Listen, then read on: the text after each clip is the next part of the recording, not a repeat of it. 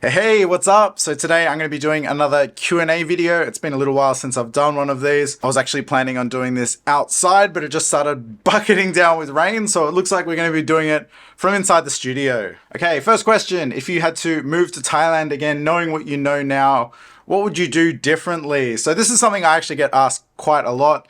I got it right when I moved to Thailand. However, when I first moved abroad, when I moved to Korea the first time, I completely messed it up. It's really hard to find your way when you first move abroad.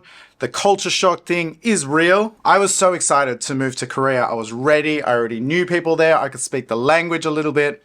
And still, I fell into the same mistakes that you always hear. I was out partying and drinking too much. I was trying to do too much every single day, not realizing that I was planning on living there long term. I didn't need to go do everything in the first week. I was single, I was chasing girls, I was partying way too much, I was blowing through way too much money. This is the same normal mistake that everyone makes, but when you're trying to find new friends, this is the default. You go out drinking and you go out and you end up meeting new people. It does work, but what inevitably ends up happening is you just get down this pattern of drinking and partying and hanging out with people that are also in this same pattern, and it's just a recipe for disaster. So I learned that from when I first moved to Korea, and I made sure to not fall down that same trap here. So I got it right. What was your single biggest adjustment from moving from the West and settling in the East as a young man? And thank you for calling me a young man. The biggest adjustment is, like I said, it's that culture shock and just finding your way, finding your friends, working out what sort of life you want to live and where you want to place yourself within society, basically. As I just mentioned, when I was in Korea, I was drinking too much and partying and hanging around people that were also doing that. So when I moved here, I wanted to have friends, obviously, that enjoy going out and partying. I enjoyed that too, but I wanted to have friends that would just do normal things as well outside of that. So finding those people, making those connections is always really challenging when you move to a new place. And it just takes time and honestly a bit of luck, really. You can look for people with common interests and go to events and things where you would meet like-minded people is probably my best advice for meeting people and getting settled. Would someone with a passive income of $2,500 be able to live comfortably? Absolutely. I'm actually putting out a video in a couple of days. I'm just halfway through editing at the moment. And it's a full budget of it's a full guide of a realistic budget for living out here in Thailand. I think if you're making anything over $2,000, you can live quite comfortably. 2.5 is actually around there is one of the budgets that I drew up, a hypothetical budget. And I think that's a really good amount to live very comfortably. You'll be able to save money. You'll be able to take some trips. You'll be able to buy presents and things for people and still be putting away a little bit of money each month. What have you found to be the biggest benefit of living in Thailand? This is going to be a really boring generic answer, but it's true. The cost of living really has a positive impact on your life. Where I'm from in Sydney, Australia, it's so expensive to live. It's like you're walking the opposite way on an escalator, basically. My favorite YouTuber did a great comparison about this. It's like when you're walking forward, you're pretty much just staying in the same place. And if you stop for a second, you go backwards. And that's kind of what life is like in Sydney or a lot of places back in the West, really. But here, having that lower cost of living, my first apartment when I moved out here was, I think I paid 400 Australian dollars for a month to live in my first place here. Sam's first place, I think he was paying 260 Australian dollars per month just for rent. So when you have this lower cost of living, it frees up so much more. You don't need to work as hard. You can take a little bit more time off. You get to enjoy a better quality of life that's not centered around, I have to make money so I can pay my rent, so I can pay the car, so I can do all these things. So I know it's a very generic answer, but the quality of life you get to live because of the lower cost of living. I mean, now I'm in a 3-story house. I've never lived in a house in my life. I would never be able to afford something like this back in Australia. And still, I'm able to live really comfortably on the amount I'm earning each month. Do you ever think about leaving Thailand? There was a few questions about this. Is Thailand your forever home? Do I think about going to somewhere like Japan? For now, Thailand is very much my home. Japan, I would love to live in sometime, but I don't know. I don't think I ever will. Japan is really tough to integrate and make friends. There is a huge language barrier, and I don't really want to go down the path of learning another language again. For me, I'm very settled here. I'm in a long-term relationship. My girlfriend lives here. If I was to go somewhere else, it would probably be Korea because I can already speak. I've already got friends there. I'd be able to integrate really easily to Korea, but I haven't really thought about it yet. For now, I'm very settled here, just moved into my new place, so I'm really happy. I see myself here for the next couple of years at least. Oh, I like this one. Considering something you said a couple of years ago about crazy people stalking the female friends you have on your videos, how do you cope mentally, emotionally with the worst acting viewers? So yeah, it's a real struggle. For me, I've never cared what trolls or people say about me online in the comments or whatever. My favorite YouTuber would talk about the troll messages and the shitty comments he would get. And in my eyes, he's one of the most incredible creators on the platform. So I thought, well, if he's getting those kind of comments, then I better buckle up, really. So for me, it's water off a duck's back. I just read the first couple of lines of the comments, and if it's going in a direction I don't like, I just block the person. I've blocked over 1,000 people. I don't really care at this point. But for the people that stalk my friends online, yeah, that was a real struggle and something I had to learn to overcome. And it turned out in the end that, my friends that had been on videos in the past didn't want to do it anymore because they just wanted to be on the video and have some fun with me, not realizing everything that was going to come along with it, and myself too. I was a very small YouTuber at that point. I didn't realize that there would be people tracking them down on social media and sliding into their DMs and sort of invading their privacy. For us, it was just about fun at the time, and I quickly realized the seriousness of it all. And then, I guess, tying on from that, there's been a lot of questions about my girlfriend. Am I taking her on any trips? Will I reveal her? I've only shown snippets. There was one asking if she had a back tattoo. She doesn't have a back tattoo. She's not a bar girl. Never was. She's not even Thai.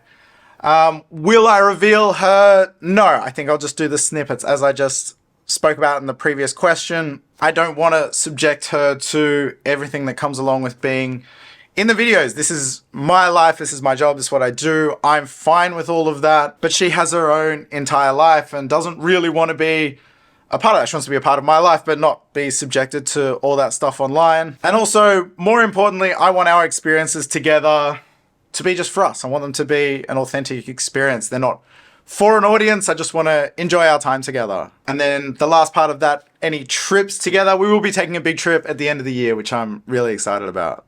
Here's one we can talk about. I sometimes feel sorry for the guys who try and emulate your life and success on YouTube.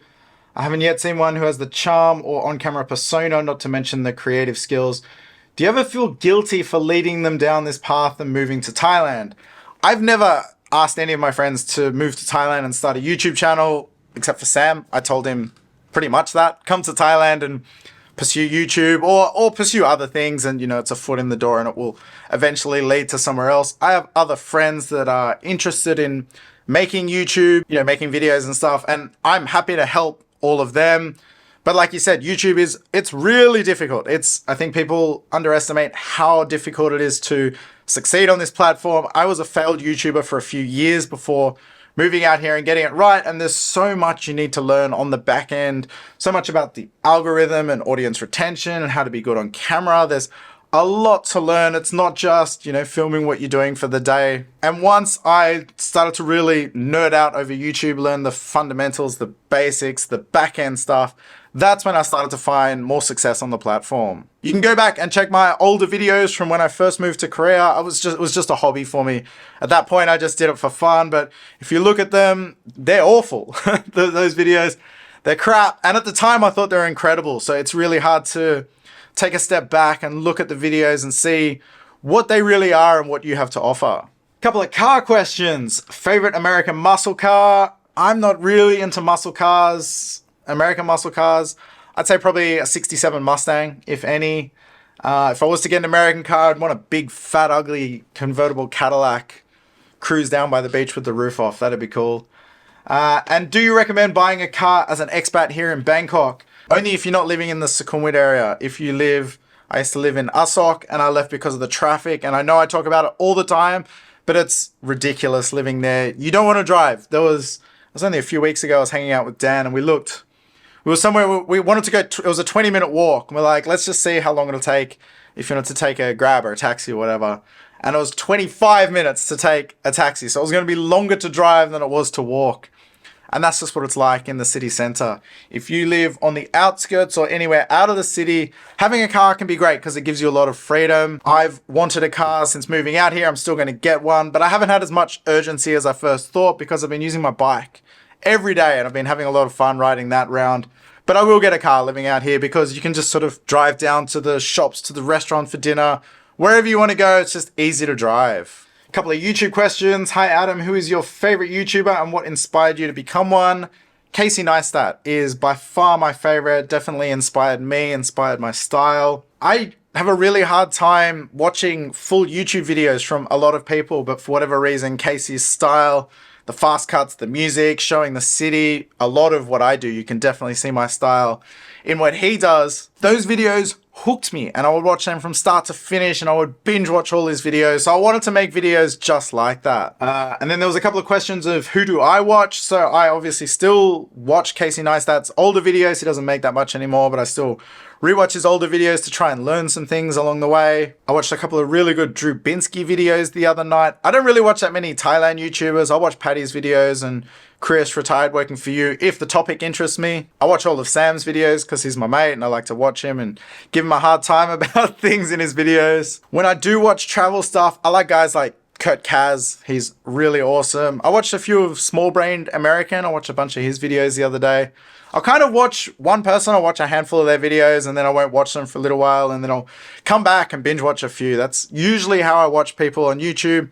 But the majority of what I watch is either dirt bike stuff or car stuff. One more quick YouTube question. As a budding YouTuber, what were your thoughts back in the early days when you would post content and get bugger all views? And what did you do to overcome this? You just need to push through, but make sure you're doing everything right. So try and learn as much as you can. There's so much free information available online. I have a course. There's a link down in the description. I won't plug it that much. But just try and learn as much as you can about YouTube, what makes videos succeed, what makes a successful thumbnail, how to work within the algorithm, all these little things you need to learn first, and then you just apply them and just try and improve little bits every time you make a video. But just trust the process. If you're doing everything right and you're learning every time, you just have to believe. And then I've been surprised how many people were curious about me moving to the outskirts of Bangkok. People ask the price difference in living out here, and the price difference is significant. So my last apartment, I actually got at a really good price because I got it back during COVID, but my studio would typically go for around 25 to 30,000 baht for that location, and I'm paying 30,000 baht to live in a 3-story townhouse in the outskirts. This one that I'm living in is just under 10 years old, I think. You can get newer ones. So Dan is also living in the outskirts, but in a different area. He's in a brand new complex. He's paying 30,000 baht per month. His is a little bit smaller. I think it's only 2 stories. But when you get to the outskirts, the price drops down considerably. You get a lot more for your money and you get a lot more space, more importantly. So for what you're paying for a condo in the city. So now I think the median price range for a condo in the city is probably around 20,000 baht per month. Whereas when you come out to the outskirts, you can get a house for 20,000 baht. If you want to be close to a train station, you're probably paying closer to 30. But for 20,000, you can get a pretty decent townhouse outside of the city. So thank you to everyone that's sending questions to my YouTube community tab and my Instagram. There was some really awesome questions that I actually didn't get to, but I've saved a few for next month's Q&A video. So thanks for watching. I'll see you in the next one.